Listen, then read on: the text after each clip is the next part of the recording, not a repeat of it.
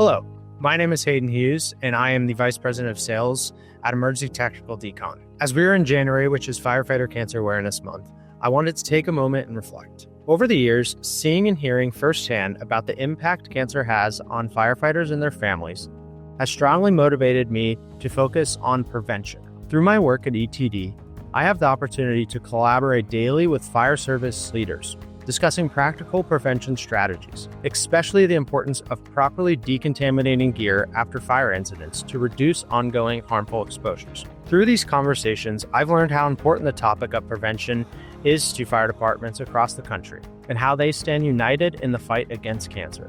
I've also learned through these conversations that a lot of firefighters weren't aware of the amount of toxins they were being exposed to and how much truly remained in their gear after an incident. With CO2 plus cleaning, ETD is providing a large step towards prevention through fully decontaminating firefighting PPE.